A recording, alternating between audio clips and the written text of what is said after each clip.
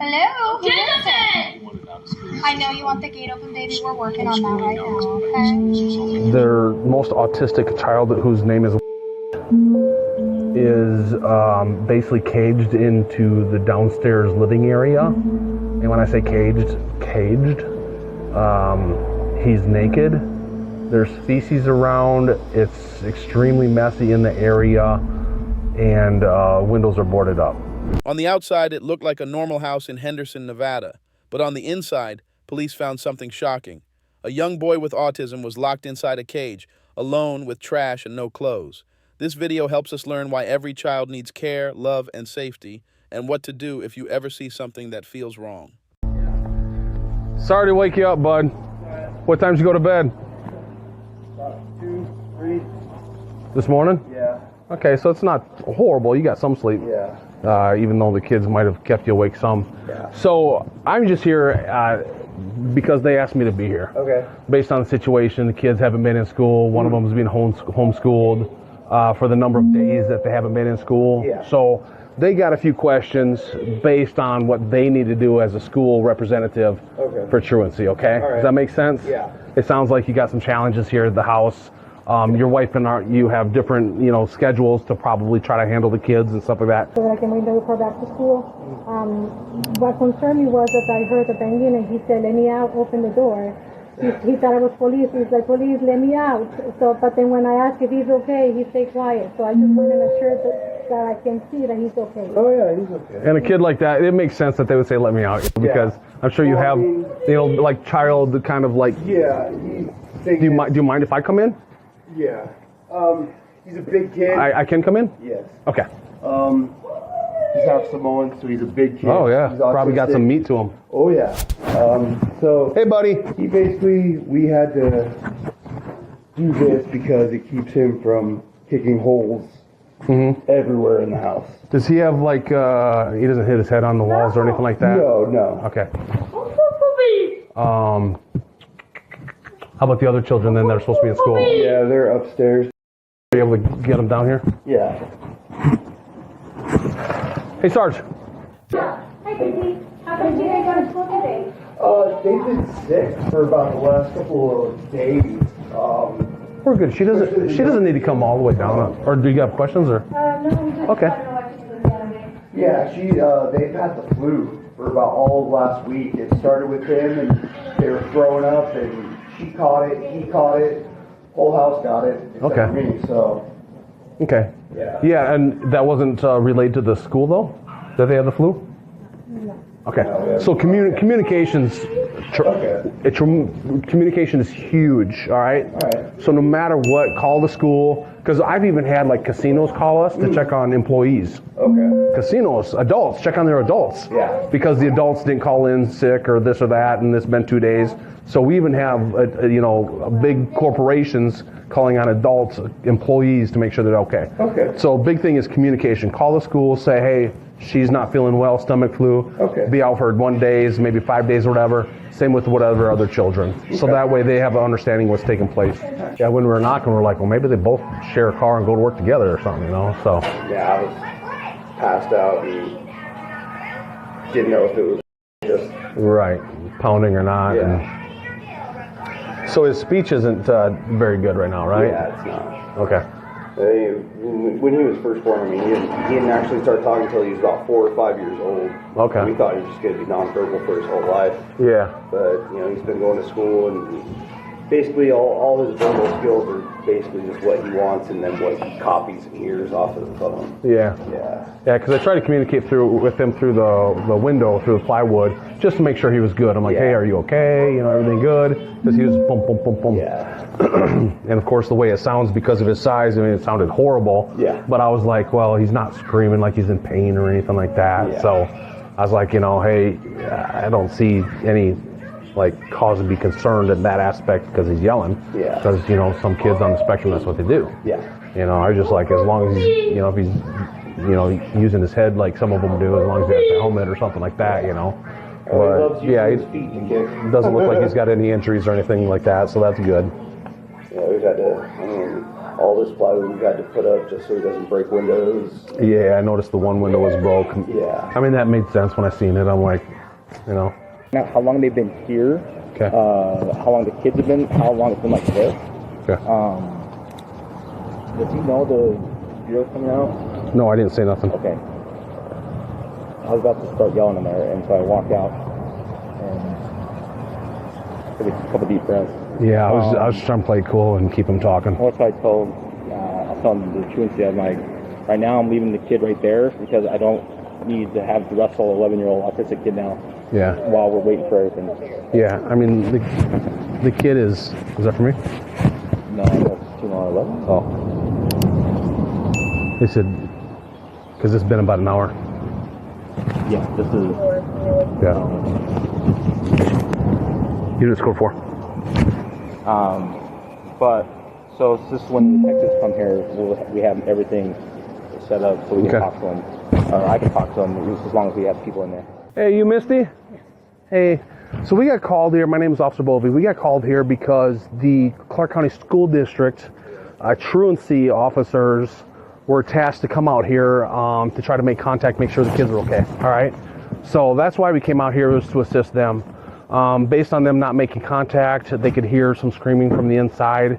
So that's where we went ahead and they called us to assist and try to figure out what the situation was, okay? So we came here and their job was to make sure that the kids were okay because they haven't been in school, right? And nobody's been calling the school to give the updates. So they weren't aware that the children were sick. So your husband, we're talking to him right now, he informed us that they were sick and that was one reason why they were out of school. But there was also concerns based on we heard the yelling from the inside, the pounding on the inside. You know, what's the real situation? And we know that's a challenge.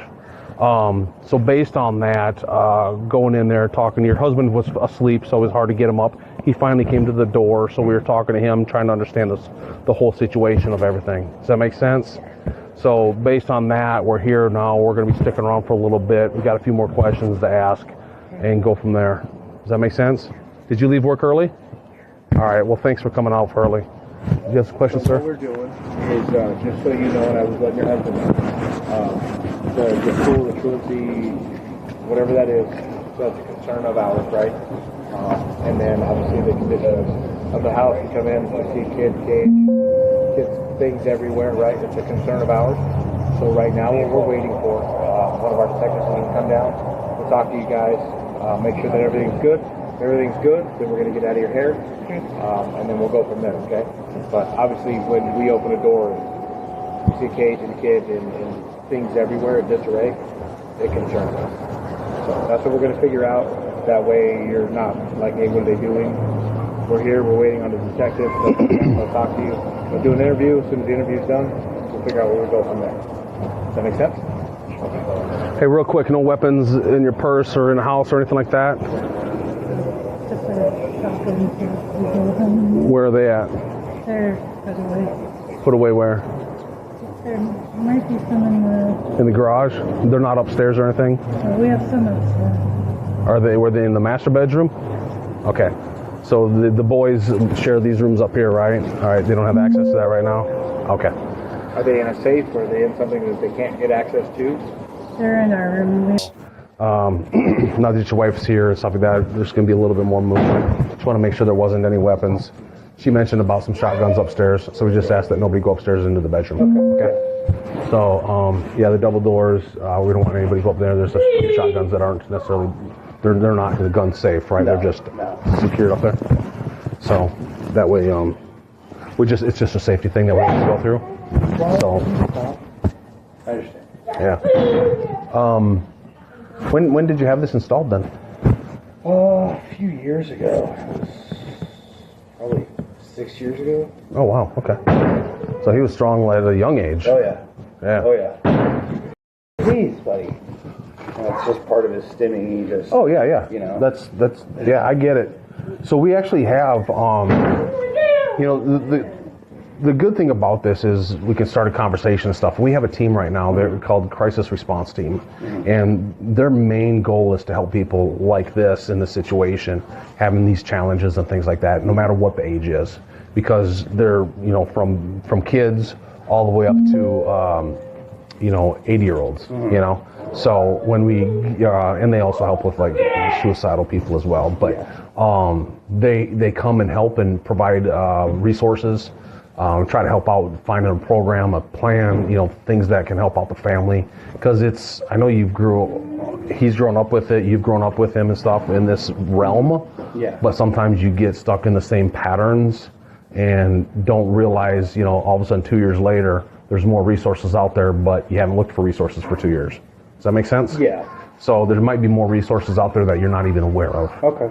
I know sometimes the schools are very good at helping with resources as well, but they have their protocols or people they work with, and we're kind of independent in a sense that our team, it's a newer team, so it's probably why you haven't heard of it, but they're newer at dealing with these situations, or not with these situations, dealing with helping people. So, but they're able, because they're new, they're grabbing all this information everywhere they can come from.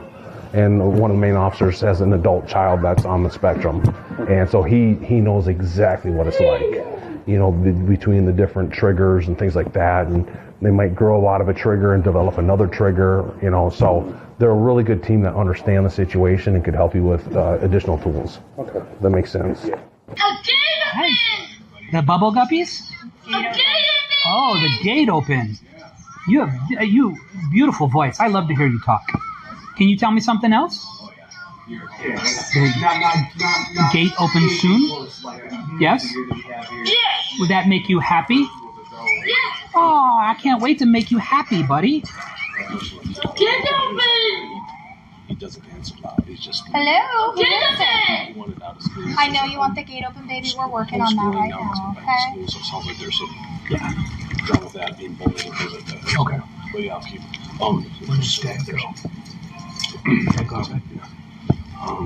The master bedroom is up there, right at the very top of the stairs to the left, and there's the shotguns in there.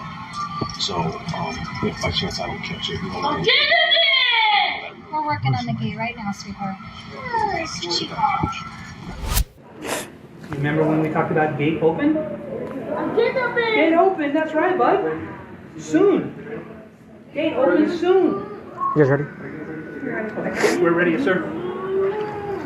And they're contained, right? Yes. Heads that way. You are going to be primarily focused. A bed! Yeah, a bed. We're going to open gate and go bed. Open gate, sit bed. Open gate, sit bed. Open gate, sit bed. Oh God! Open the door. So we just have somebody stand for some too, just so they reach over. Yeah, we're gonna. If it's cool, we'll both go in the back with you guys. Cool. Let's play.